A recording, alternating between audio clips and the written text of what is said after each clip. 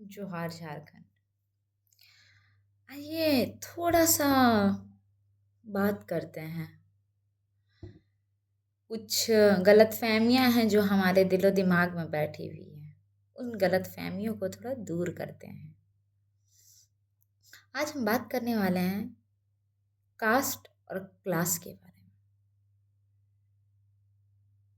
हमें लगता है हम सबको, हम जिस जाति जिस समुदाय से बिलोंग करते हैं, कि हम कुर्मी महतो हैं, तो दूसरा जो कुर्मी महतो है, हम लोग दोनों एक ही तो हैं। एक ही हैं, मगर कब? जब दोनों का आर्थिक, सामाजिक और हर तरह का चीज एक जैसा हो, तब आप एक हैं। तब आप जातिगत तरीके से, हर तरीके से एक हैं। लेकिन हम एक कोई कुर्मी महतो हैं और सामने एक कुर्मी महतो है, वो कोई बहुत ऊंचे पद पे है या 50 लाख 1 करोड़ रुपया कमाता है, ठीक है, तो क्या हम लोग दोनों एक हैं? क्या वो हमको अपने बराबरी में रखेगा क्या? भले ही हम उसके रिश्तेदार ही क्यों ना हो। वास्तविकता ये है, नहीं। क्योंकि वहां पे ना कास्ट नहीं, क्लास आ जाता है।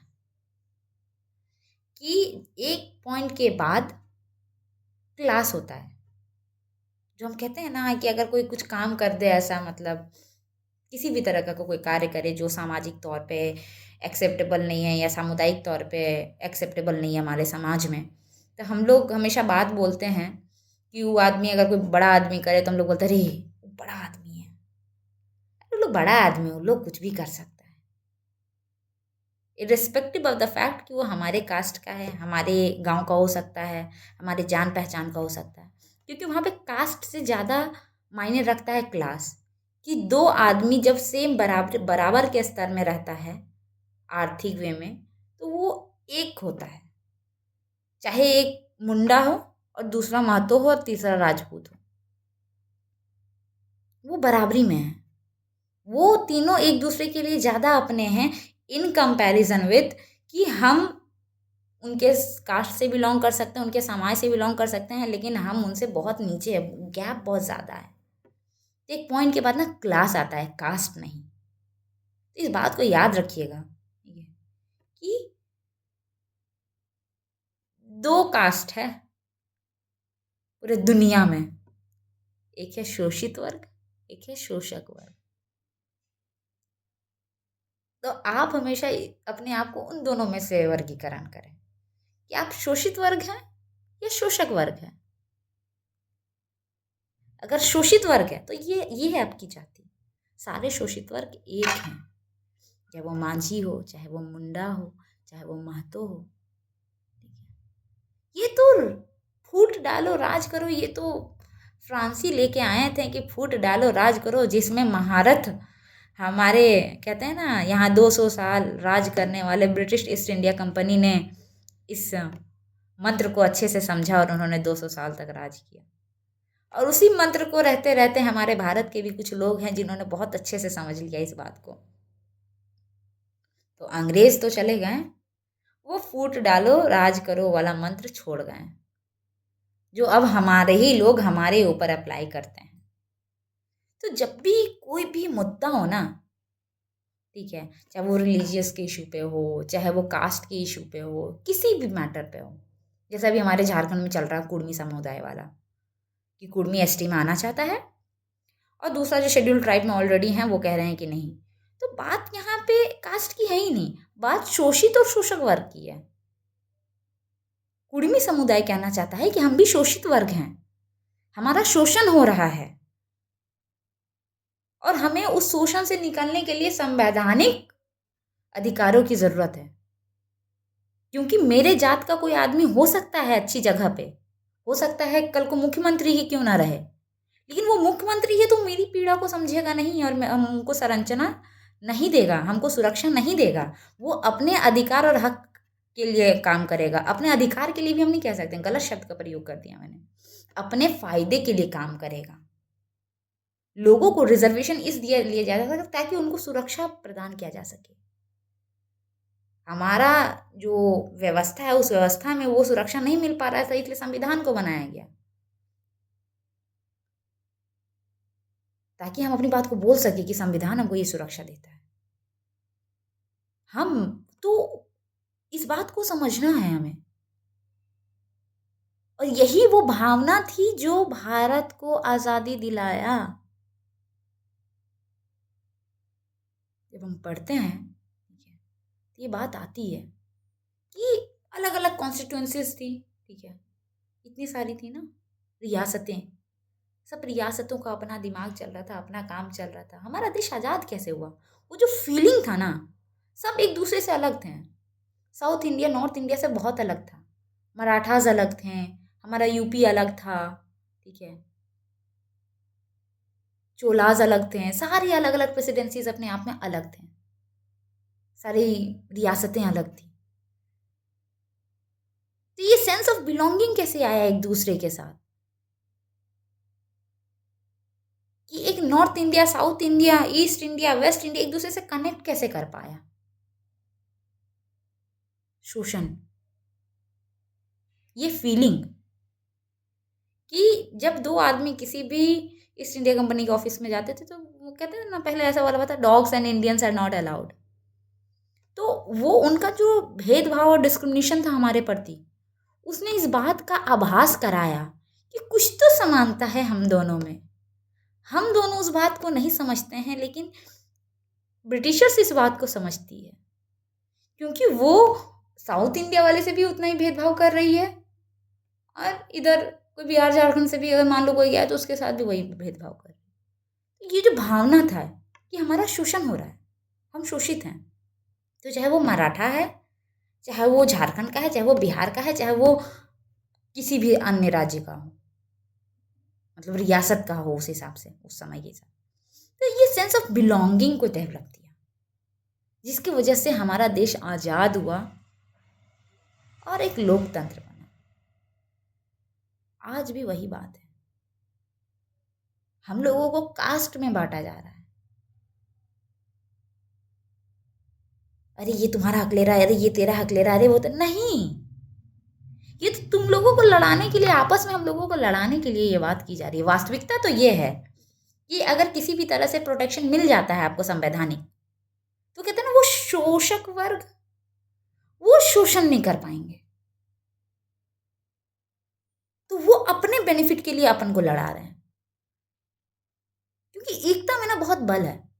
आपस में लड़ने दो, आपस में लड़ेंगे, मरेंगे, ठीक है, उनकी अपनी राजनीतिक रोटी सेकती रहेगी, कोई दिक्कत की बात नहीं है। कोई मास लेवल पे कोई बात उठ के उन तक पहुंचेगा तब तो कोई समस्या का उसका समाधान निकालना पड़ेगा ना, दबाव में आके। बात को समझो, इतिहास इसलिए नहीं पढ़ाया जाता है, बोला जाता है हिस्ट्री रिपीट्स, तो हिस्ट्री रिपीट करता है किस तरह से चीज़ें पहले हुई थी, ताकि दोबारा अगर ऐसी चीज़ हो तो उस चीज़ों को समझा जा सके। पहले अलग अलग रियासतें अलग अलग जब अपने आप में अलग अलग जब उनको भावनाएं हुई, तब उन्होंने विरोध किया, विद्रोह किया, लड़ाइयाँ लड़ी अंग्रेजों के खिलाफ, लेकिन वो सेंस ऑफ बिलोंगिंग नहीं थी, आपस में लड़ते थे, अंग्रेजों को अपना समझते थे। अभी भी वही बात है, बस अंग्रेज नहीं है, हम शोषित वर्ग है, कुछ कुछ लोग शोषक वर्ग को अपना समझ रहे हैं और उनकी मदद कर रहे हैं, और उस मदद से जो शोषित वर्ग है वो और शोषित हो रहा है। और ऐसा नहीं जो उनके साथ जुड़ा हुआ है शोषित वर्ग का, उसका शोषण नहीं हो रहा, उसका भी हो रहा, उसका आभास नहीं हो रहा, या उसकी बारी बाद में आएगी जब उसके हाथ में कुछ भी नहीं बचेगा। तो इस बात को हमें बहुत समझने की जरूरत है कि बड़े लोगों में क्लास होता है रे बाबू, कास्ट नहीं होता है। बड़ा आदमी अपने आप में एक जात है। हेमंत सोरेन है, ठीक है, तो क्या कोई भी सोरेन कास्ट का अगर जाएगा, उनके कास्ट का, तो उनको बराबरी में बैठा के बात करेंगे क्या? नहीं,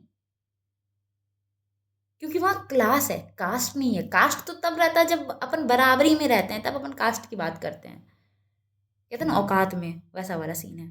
लेकिन अगर हेमंत सोरेन के पास कोई दूसरा उसी लेवल का, उतना ही ज़्यादा पॉलिटिकल पावर, उतना ही ज़्यादा पोजीशन और पावर होल्ड करने वाला पर्सन जाए, बिना इस बात के कि वो किस जाति, किस समुदाय, किस जगह का है, हेमंत सोरेन जी उसको बराबरी में बैठाएंगे और बातचीत करेंगे।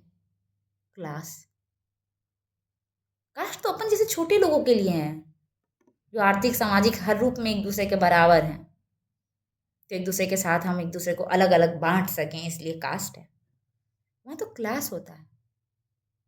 इस गलतफहमी को दूर करें। जो जो कास्ट और क्लास के बीच का जो डिफरेंस है ना, इस डिफरेंस को समझने की कोशिश करें।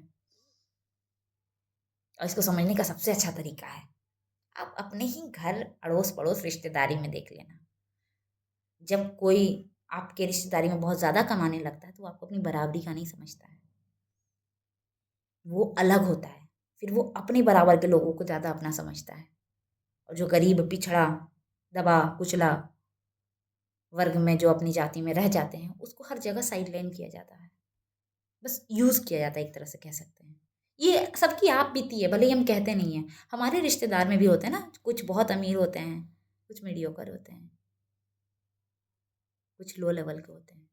जो लो लेवल के होते हैं वो जब अमीर वालों के घर जाते हैं तो उनसे घर का काम वाम, अरे अरे तुम इसको कर दो, तुम उसको कर दो, सब काम बताया जाता है। लेकिन जब कोई उससे बड़ा आदमी आता है तो अरे ना तुम बैठो ना, तुम तो कभी घर पे काम नहीं किया होगा, अरे आराम से बैठो। तो ये चीज़ तो हम अपने खुद के जीवन से भी सीख सकते हैं। तो ये सिर्फ आपकी फैमिली में, रिलेटिव में ऐसा नहीं होता है, ये मास स्केल में हमारे सोसाइटी में होता है। आप मानते हो ये मुंडा है, ये मांझी है, ये संथाल है, ये कुड़मी है, ये तुम्हारे हक का हनन करने के लिए आया है, इसको गाली दो, इसके साथ लड़ो, आपस में लड़ते रहो, ताकि तुम लोग उलझे हुए रहोगे तभी तो सत्ता आसानी से चलेगा। इतना अच्छा टॉपिक दे दिया, तुम लोग आपस में उलझे हुए रहो, तुम इसको हक मत छीनने देना, वो उसका हक मत छीनने देना, ठीक है, ये तुम्हारा हक छीन रहा हो, तुम्हारा हक चल रहा है, दोनों आपस में उलझे हुए रहो, ताकि मेन मुद्दा हाथ से निकल जाए, ताकि ना इसको अधिकार मिल पाए ना इसको अधिकार मिल पाए। दोनों का अधिकार का हनन शोषक वर्ग आराम से बैठ के करे और मजे करे।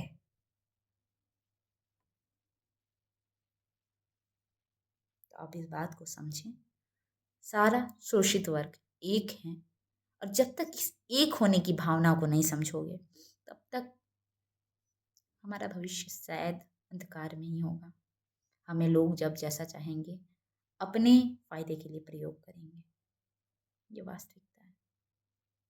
हम डरते हैं वास्तविकता को अपनाने से, बोलने से, पर आंख बंद कर लेने से दिन रात नहीं हो जाता।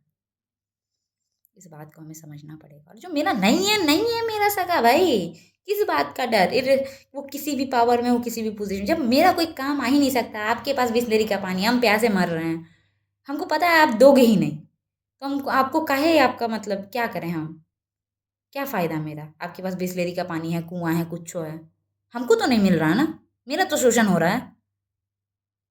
तो फ़ायदा इसी में है ना कि अपनी आवाज़ को उठाया जाए और सारे शोषित वर्ग एक हुआ जाए। हर शोषित वर्ग एक है, चाहे वो किसी भी तरह से शोषित हो। अगर मेरी बात आप तक पहुँच रही है तो मैं अपने आप को बहुत कृतज्ञ समझूँगी।